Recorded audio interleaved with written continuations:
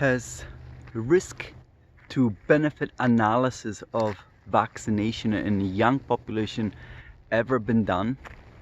And if not, is it even ethical to mandate vaccines if that has never been done?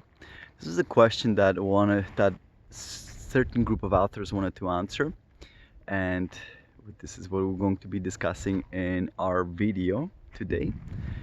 And we're going to basically mention their conclusions with regards to how ethical or not such mandates for young people, we're talking about university people, are in their consideration. So before we get started, wanted to remind you, please stay till the end of the video to find out how you can attend our events for free.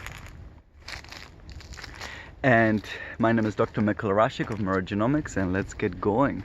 So first of all, this very interesting paper is a preprint. What that means is that it hasn't been peer-reviewed yet, and it still will have to await a test of time whether this is approved for official publication or not. But definitely very interesting information that these authors provided for us, and I wanted to share this with you. So what this first question is, what kind of criteria have to be satisfied in order to be able to mandate a vaccine? So first of all, you have to be dealing with a severe condition or disease, and definitely with COVID-19 that's the case, because it's a fairly deadly virus. Yes, I know that fatality rate is not high perhaps, but millions of people have been counted as dead due to COVID or with COVID, and it's estimated that many more have never been counted. And many of those who've been infected also can experience long-term consequences as well. So it's definitely not a trivial disease, and the vast majority of the people, it is estimated by now, in the entire world have already been infected by this virus, SARS-CoV-2 virus. So definitely we're dealing with a very serious event. So number two, you do need to have a safe and effective vaccine. Now, what does that mean? In effectiveness, safe is obviously self-explanatory. Effectiveness is not really whether it just helps you as an individual to avoid hospitalization or experiencing severe event. Effectiveness really is supposed to mean, does the vaccine help to prevent spread of infection? And unfortunately, in this regard, the vaccines currently fail. Ever since the immune escape by the virus, meaning virus has evolved to be able to bypass vaccines, protection from vaccines, anyone can get infected. This is very well understood by now, and even CDC states that whether you are vaccinated or unvaccinated, once you are infected, anyone can be spreading the virus to other people. So in that regard, at the moment, because of the immune escape, we're having a hole in that argument. And at the moment, it's simply impossible to stop the pandemic with vaccines, because in order to stop the pandemic, the vaccines would have to be able to dramatically reduce infection from one individual to another. So if you are vaccinated and you are infected, you're no longer as likely to pass on the infection to others than, say, unvaccinated individual, and that's not longer the case at all. And yeah, basically that's another problem is also that the virus can jump to animals. So we have animal reservoirs as well. And what that means is that virus can go into animals, and they can from humans to animals, and then subsequently they could always jump back from animals to humans. So it's at the moment simply impossible to stop the pandemic with such a virus, when we're dealing with such a virus and such vaccines. And hence you might have been hearing the rhetoric, more frequent rhetoric, that we are most likely SARS-CoV-2 virus will become endemic, meaning it's going to now stay in our population, and we will have to be dealing with potentially seasonal waves of infections. The reality is no one really knows, no one understands really as to, or at least there's no proper scientific analysis as to why this immune escape event has happened. There are theories about it though, and we might discuss that in another video. And therefore no one really can predict the future, but that's at least the current prevailing dogma, is that likely SARS-CoV-2 will become endemic. All right, so there's that. Number 3, what else is required in order for mandates to be considered ethical? That's there has to be a proper risk and benefit analysis done. And here's where the authors claim for the age group of 18 to say 29-year-olds, which would constitute the age of the majority of university students. Because here the question is, are the mandates, booster mandates, ethical or not? Whether that requirement by certain universities, whether that's ethical or not. When they looked for risk and benefit analysis, they couldn't find any. And in fact, they claim, as far as they know, their own risk analysis that they publish in this preprint, meaning, remember, it hasn't been peer reviewed yet, is the first one of its kind for this age group. So that's another big problem, because we have mandated vaccinations without proper risk benefit analysis being done. And finally, last point they mention is that the coercion of mandating, because obviously mandating means certain of your liberties are removed. You are forced to take the medical procedure if you want to continue obtaining certain benefits, and in this case we're talking about the benefit of continuing a secondary education. That coercion has to be proportional. And what does that mean? Again, it means the benefits clearly have to outweigh the harms, and that includes the harms of the coercion itself, including the undue pressure that such mandates would lead to. Okay, so I know there's other controversies besides the ones I already mentioned, and the ones that authors mention is the fact that there isn't really a clear evidence right now available that these boosters actually help young people in terms of being better protected.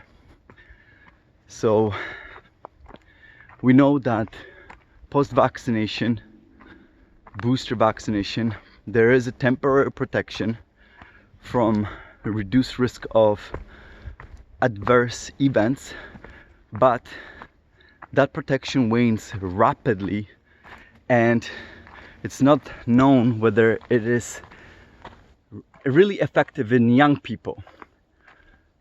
So that there isn't really much of supporting data to be able to conclude that. And then this is the type of information that I'm gleaning from this publication. And then another controversy is the fact that prior infection has not been taken into account by any of these universities that force the mandates on the young people, while there is, according to these authors, clearly mounting evidence that natural infection provides at least similar protection to what vaccination would. And the number of infected individuals, young people, is estimated to be enormous. The last data that these authors quote available from CDC was something like, between those who are in this age group, so again we're talking about 18-year-olds to late 20s, that in February 2022 approximately 2/3 of that population would have been expected to be already naturally infected, which is at least 30% higher than mere 6 months prior to that. And that data has not been updated since. So clearly one would assume that even higher proportion of young people would have been already naturally infected. So enormous number of people would have been already naturally infected, and therefore obtain certain level of protection because of natural infection from subsequent problematic events due to reinfection. Okay, so of course the proponents of mandates, they claim that as long as vaccines provide you with reduced ability of spreading infection to others, as well as reducing your chance of you yourself being hospitalized, they should be mandated. Now, as I already mentioned, when it comes to stopping infection from vaccinated person to anyone else, that's already out the window. And then of course there's still the protection from potentially hospitalization or death. All right, so now these authors decided to do their own risk analysis for this age group, because it's never been done before. So first they looked at the potential harms versus what are the benefits. So let's look at the harms first. So they looked at severe adverse events. So what are these? What does it mean to experience severe adverse event post-vaccination? What that means is a person either dies, obviously that's fairly severe, right? Or experiences a life-threatening situation, or is hospitalized, or if they were already hospitalized, their hospital stay is extended. Or number 4, they experience disability or severe impairment.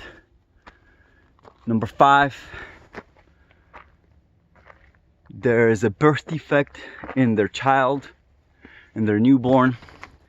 And number 6 It's any other severe medical condition based on medical judgment at the time. So that's what defines these. They also looked at what is referred to as grade 3 and 4 reactogenicity. It sounds very fancy, but what we're talking about are the very common symptoms post-vaccination. So these are basically events that, because of vaccination, they affect your day-to-day life. So grade 3 reactogenicity would be anything that leads to localized, so that means place where you got the shot, localized pain, or systemic pain, meaning your whole body is affected, and you require use of painkiller, and it prevents you from doing your daily activities. So that'll be grade 3. And then grade 4 is if you have to visit emergency or a hospital temporarily, I guess, because of course that's also part of the definitions that the authors provided for severe adverse events. So these actually are very common. We all have heard of people being in pain post-vaccination. That's not uncommon. We all understand that this is not unusual. We'll talk about that as well, how common it is amongst this particular age group of young people. And then finally, they looked at myocarditis, which is heart inflammation. It's one of the first dangerous side effects of vaccines that have been documented and discussed. And how did the authors measured all of this? They used data from available clinical studies. They also use data from peer-reviewed publications or official governmental document releases, such as, for example, CDC and FDA. And finally, also data available from surveillance programs. And so let's go through these right now, one by one. So let's estimate the severe adverse events.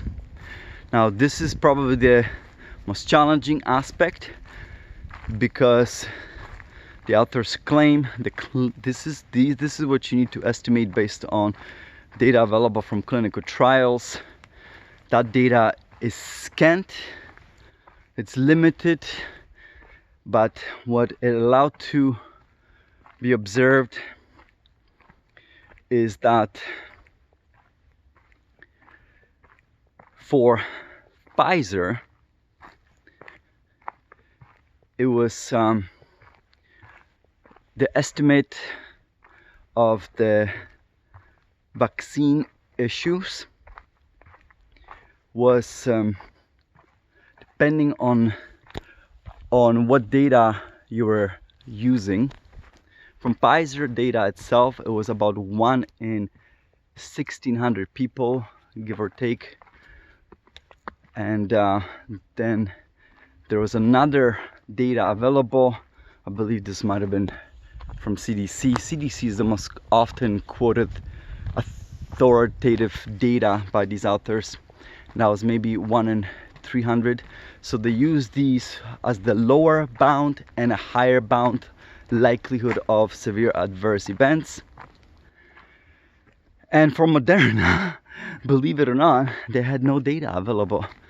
There has been documented cases for Moderna vaccines leading to any severe adverse events. How realistic is that? I don't know.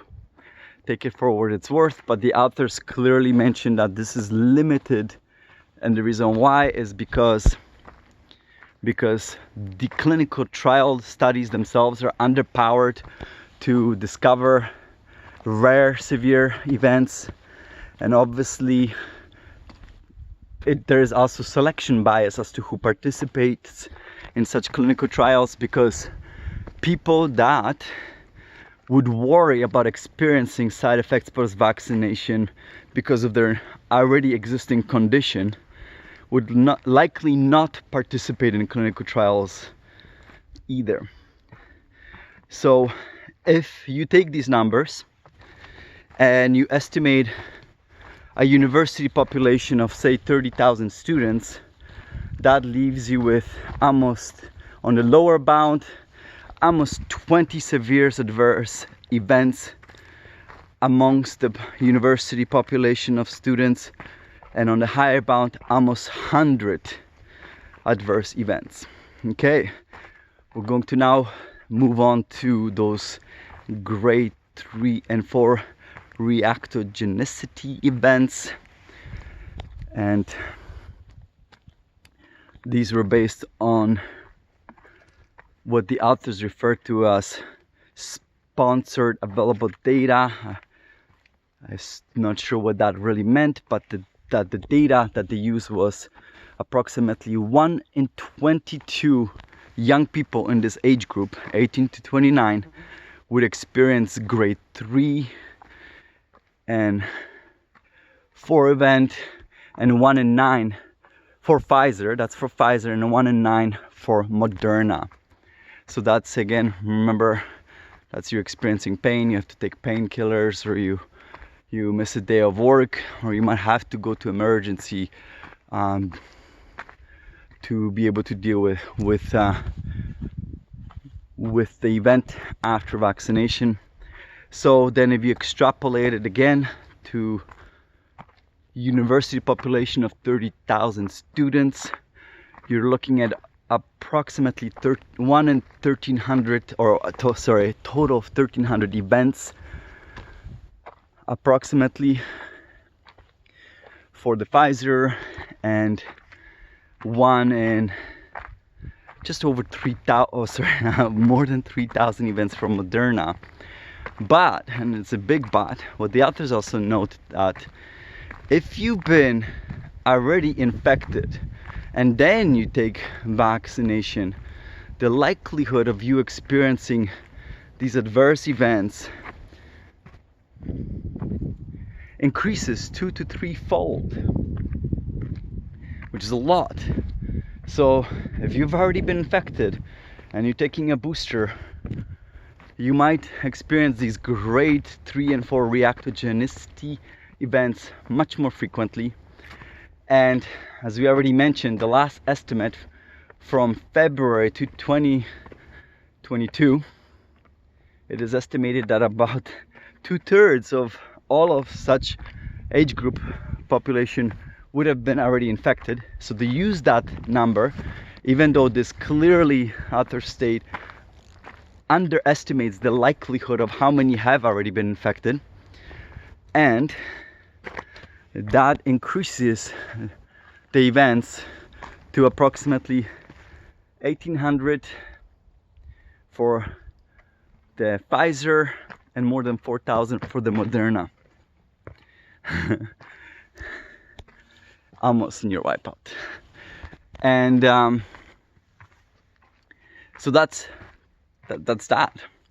And then finally, myocarditis. This is the one that was really interesting, because they divided into interesting age groups. So they actually looked at 16 to 17 year olds as well. And the reason why is because the authors claim, look, more and more students actually are going to university in that age as well. And they looked at VAERS data. That's, let's see if I can remember, that stands for Vaccine Adverse Events Reporting System. This is a reporting system that's been established over 30 years ago, and the side effects, including deaths, that have been reported post any COVID-19 injections have absolutely skyrocketed in that reporting system.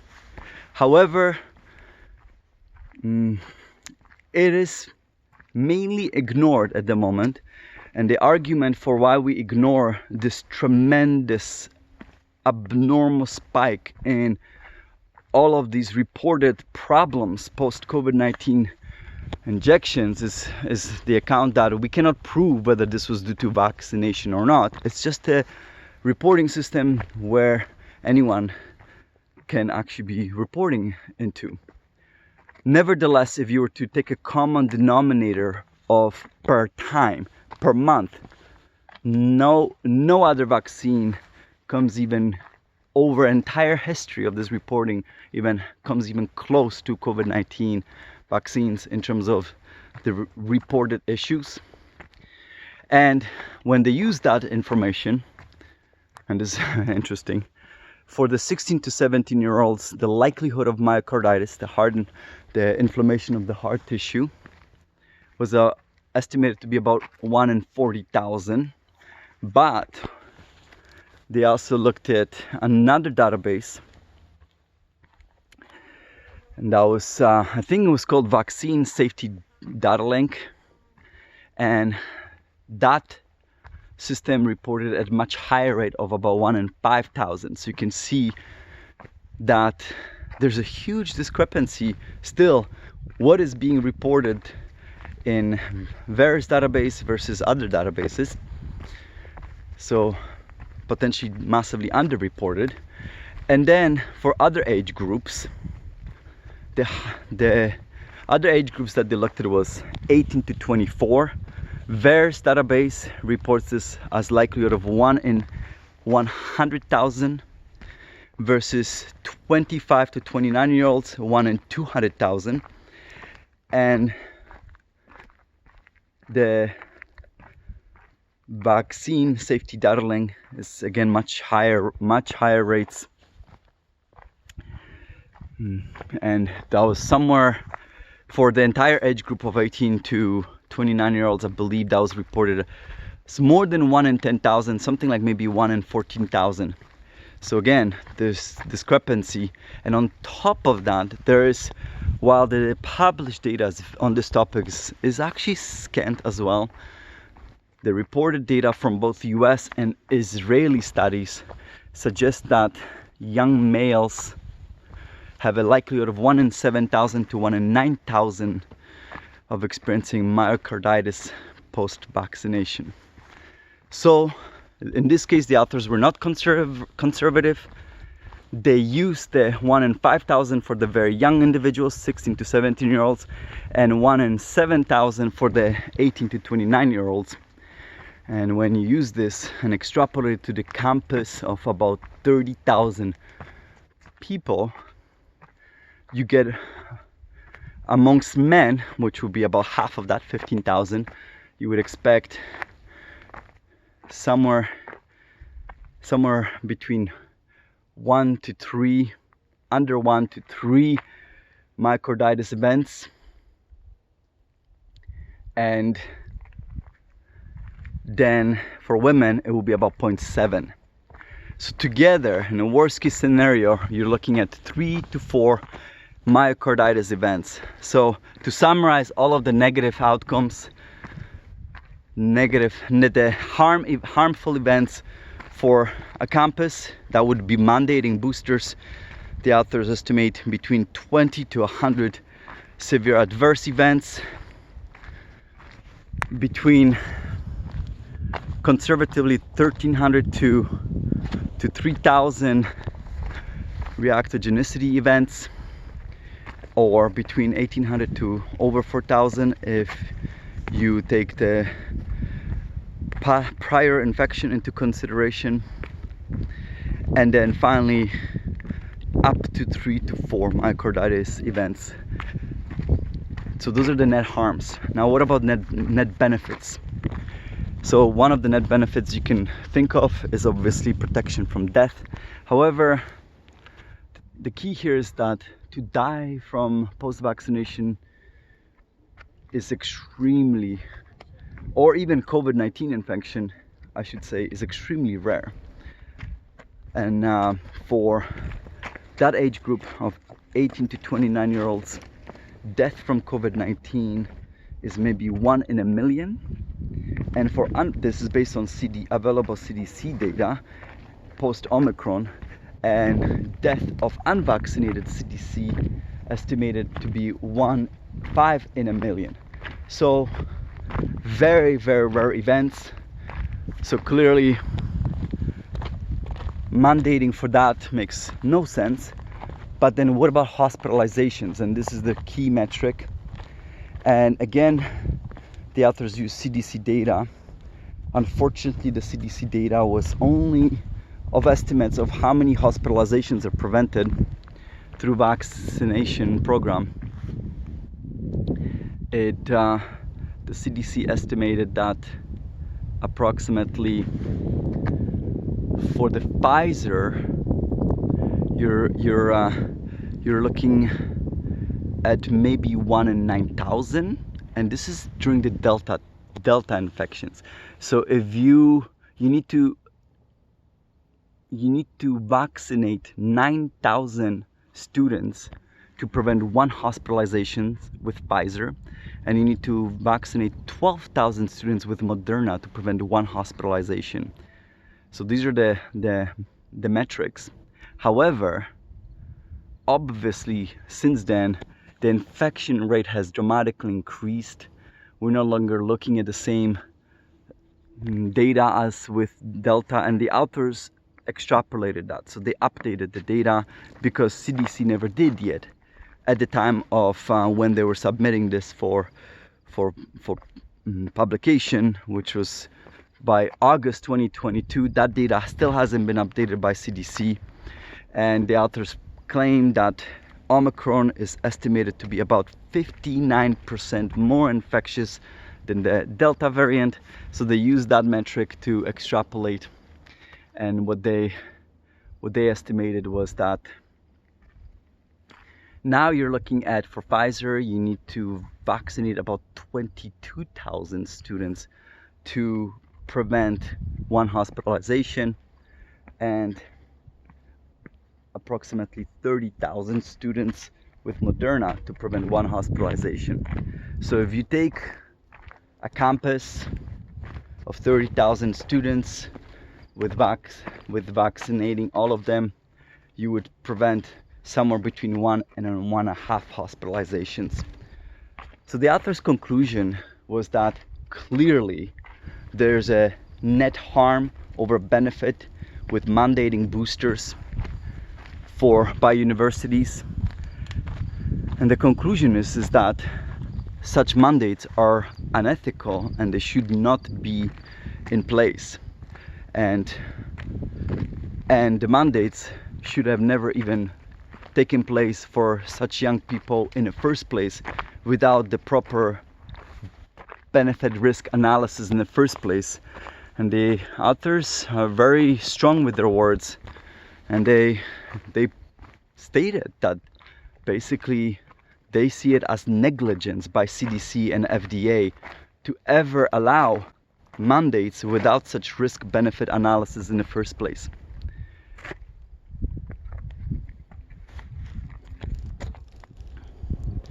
So another unethical issue that they had with the entire study was the fact that not a proper program was developed to properly financially protect people who have experienced harm post-vaccination. So that program was not established in place at all, and that's also, according to them, deeply unethical, because so Canada and US have not been able to achieve that. And they mention that in US not a single person has been paid out any money as a consequence of experiencing harm post-vaccination, and only 1 person so far has been approved to obtain some financial compensation for the harm. And the authors mention like that has to be in place in order to properly protect people. Also, no universities were collecting any data of what might be happening to the students after vaccination. So there is this lack of data to actually fully understand what's happening with the students. That should also not be allowed. We should be rigorously testing that if we're mandating vaccines, especially without proper risk and benefit analysis in the first place. And basically authors had multiple issues with what has been done, and they uniformly call for stopping mandating any boosters in this young population. So remember, this is specific to this age group. They call for proper risk benefit analysis that should be done. They call for establishment of proper financial compensation programs for those who might experience any harms due to vaccination. And finally, they also call for starting to the long way, as they mention, of rebuilding trust in the public that the authors believe is likely have really suffered tremendously under how the mandates have been managed by the authorities. And that's it. That's a long video because there's a lot of information here. I wanted to let you know we do have COVID Q&A event coming up, so I'll let you check out other videos as to what these are all about. But if you do want to attend these, the first 10 people who subscribe to our newsletter post this video will send you a ticket. If you're already a subscriber and never had a chance to get a ticket, just email us. And then we also have another event for business owners that would be interested in offering a program, wellness, to their employees, where me and 2 other experts got together to discuss wellness from different areas. That's financial wellness, mental health wellness, and physical wellness, with a twist of using genetics to protect your future physical wellness. And that's it for today. Long video. I hope you like this. If you do, please give us a like, subscribe to the channel if you haven't already, share the video, that's how we grow, obviously, and leave us a comment. And we look forward to seeing you in another installment. Bye everyone.